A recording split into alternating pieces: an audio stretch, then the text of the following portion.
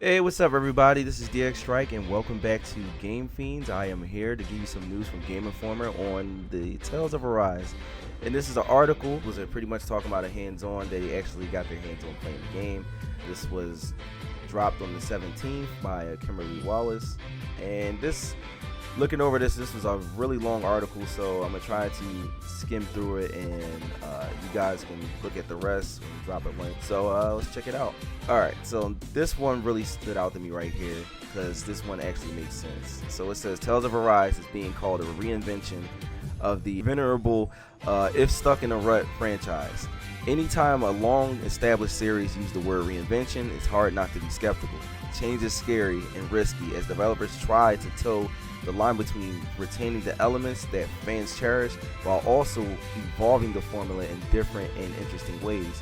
I wasn't sure what side Tales of Arise would land on, but after going hands-on with the game, I feel much more confident in Bandai Namco's new vision for the series due to some smart tweaks to combat and new interesting world that begs to be explored. Here are some of the big takeaways.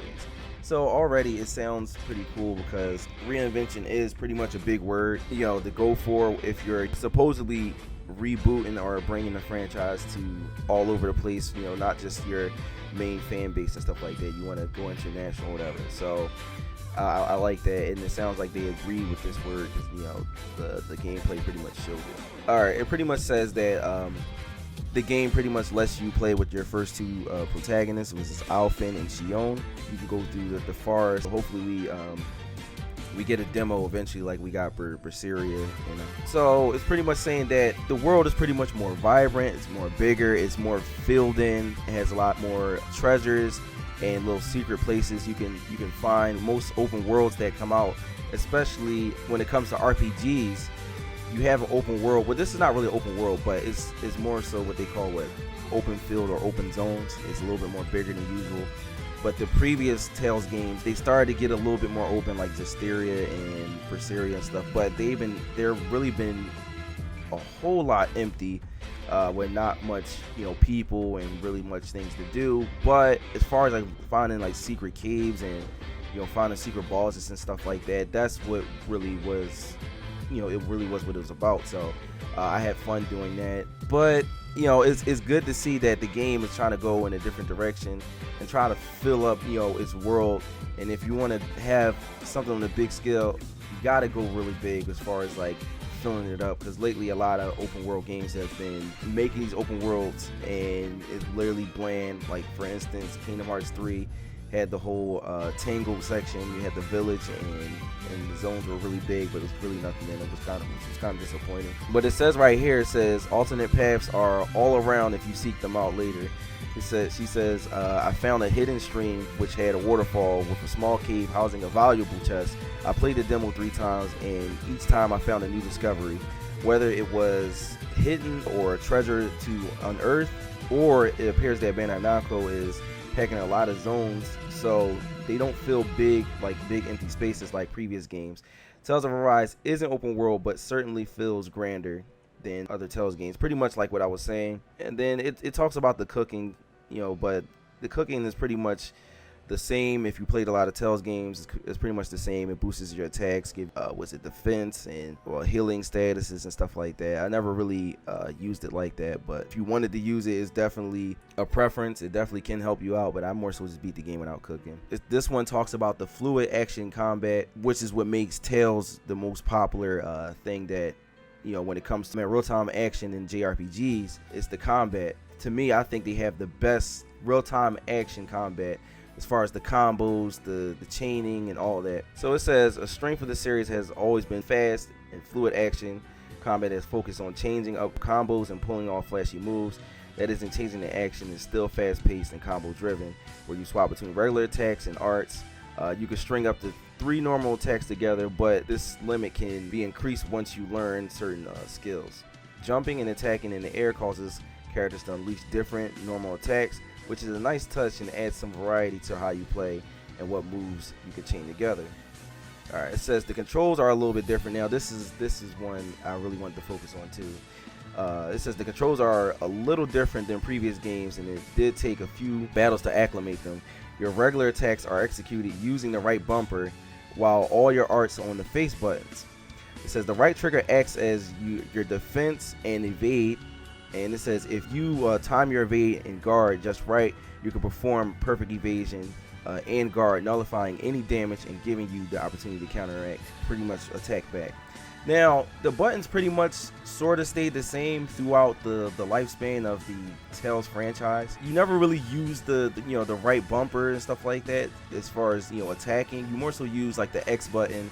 Then you got the triangle button for your menu. The guarding was usually the square button too. You never really used the right bumper, so it's gonna be kind of weird. Probably gonna give me some time to actually get used to it. If not, I most likely be able to switch the buttons around, because the fighting with the triggers is like especially for a JRPG is definitely kind of weird. It's almost reminds me of Stranger of Paradise Final Fantasy Origins. I just played the demo on that. You can check out our discussion on Game Fiends about that, how we felt about it. It goes into the two things you need to keep track of as you fight, which is your art points and your CP points. If you play a Tales games, you pretty much know that's the staple that you have to focus on when you play the game. You want to keep track of that. Now, they say that they added a new mechanic called the boost strikes. It says the boost strikes are potent one-hit kill co-op attacks that can be executed once you fill a gauge in combat. Then it says these are more likely to occur at low enemy HP and higher combo counts.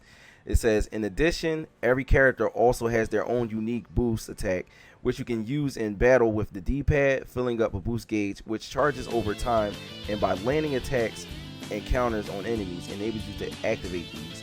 Now that is different because they never really had, as far as Tales games, they always add some sort of new mechanic to make that part of the franchise stand out. Like for instance, the Tales of Vesperia game also had a team attack mechanic where if you was to do like a crazy behind combo chain, it would add like a certain arrow direction. And if you and your teammate, because if you play with a person on co-op at the same arrow direction, you two would do like a team strike, and it would be dope because it would be like a team strike, and then y'all all would come from different directions and y'all would slam on the enemy at one time, and it would do like this cinematic whatever. It seemed like it's going to be similar to that, but I'm guessing if you looked at the trailer and I looked at the trailer, I think I can kind of pin out what those moves are, whatever. And they look freaking amazing, and I can't wait to pull those off myself. And then it talks about the smoothness of how everything moves as far as the attacks, and how the characters move, and how fluid the cinematics are and the special moves. Then it talks about the different characters. It pretty much talks about the first character, which is Kisara, which is the night woman with the shield, and I didn't know she also uses a hammer. It pretty much talks about she's more so strong with her offensive attacks and defensive capabilities, but her attacks are really, really slow, which makes sense because I feel like most knight characters are in the Tales series more so. Well, not really. I guess actually this is actually kind of different. So I guess because she has bulky armor, has the big behind shield and stuff like that, she's going to move slow and attack slow, but she's going to hit hard and stuff like that. So you don't really have to dodge with this character. You more so have to focus on blocking outright. You can trigger art. You can also trigger. It says you can trigger arts while blocking. It says if you successfully block with her shield, it raises morale and making her arts and combos unleashed during this time a little stronger and harder to block, whatever. So that sounds cool. That sounds cool. I like that. It sounds like they're getting a little bit more in depth when it comes to how each characters work. Then you have the other character, which we've seen, which is the magic user. Her name is Renwell. She pretty much does what magic users do in Tales games. She can charge up her casting. She can hold it in. Actually, you couldn't do that on the old one. You couldn't really save it because it says you can charge it and then save it for later, and then you can just throw it out and stuff like that. So I think that's pretty cool. It says that's not all to this special charge power.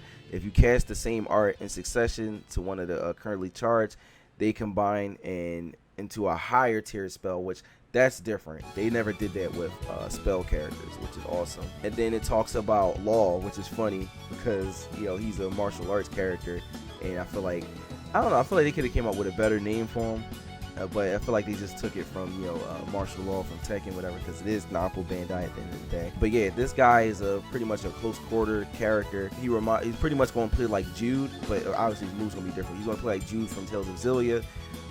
With him, you have to make sure that when you get in there, you don't stay in there for too long because you know, your enemies might counter your attacks or you might get jumped, and you are a close quarter character.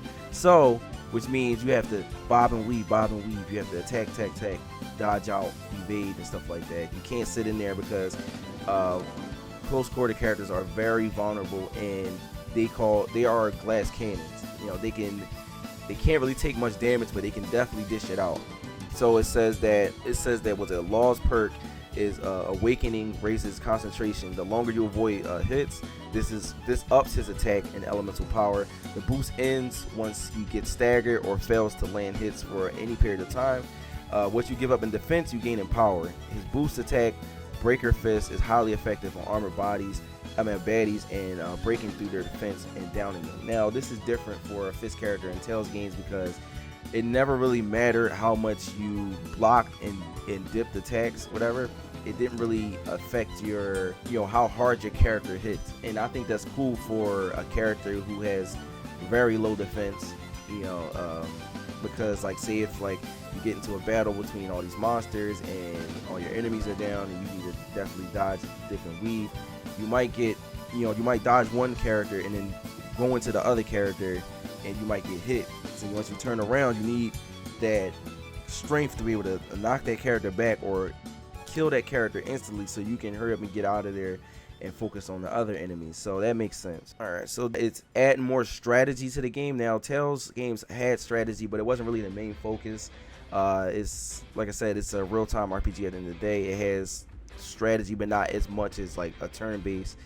But I feel like Tales was the only one of the real-time games that actually tried to add that whole tactics and turn-based feel to it. Because if you go into your menu, you have the strategy part of the start menu, and you can do the formations of where you want your characters to be layout at, or you know, you want certain characters in the front, the back, the side.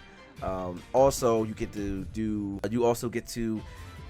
put how much you want to be healed by this one character, how much percentage of art points you want them to use, and how much CP you want them to use. You can put the percentage, or do you want this person to be aggressive, defensive, or somebody who's like, you know, passive, who sits back and, you know, attacks when necessary, or get back when your health is at a certain percentage or whatever. So that's pretty much how that works. But they added a weak point system, which has never been in any Tales game. So it says bigger foes now have weak points you can target to take them down faster, and this is essential in boss battles. With the left bumper, you can swap to different targets on the enemy's body, and the weak points will usually have an orange glow to draw your eye. So it says attacking these orange cores and breaking them immediately downs an enemy, making them take increased damage from your strikes. So it's smart to also use boost attacks during these windows. It says combos also have diminishing returns. If you repeat the same art multiple times for 4 actions, this forces you to try different combinations and not rely on the same tactics. Well, that's pretty much cool, because, you know, they didn't really have a weak point system in the old ones. Had to find or use elements that monster seemed to be weak to, or you have to pretty much use the whole study mechanic to find out, you know, how could you hit this enemy with a certain element or certain attack, and you have to string those attacks together in order to hopefully stagger those characters, whatever, in order to start doing critical attacks, whatever. So that's pretty much what this part of the article is saying, and it sounds like, you know, Game Informer is really enjoying this game, and it sounds like they really see the potential that this game has, and I'm definitely seeing some differences in this game. Hopefully they reveal some more as we keep going, and I can't wait. You know, I'm searching for this game, waiting for this game for so long. This game has been in the dark for a long time, but I'm happy that this game is back out. It feels good that we're back into an era where we have a next-gen Tales game. So guys, I'm DX Strike. For more information on Tales of Arise or any JRPGs, come to Game Fiends, and I'll see you Game Fiends later.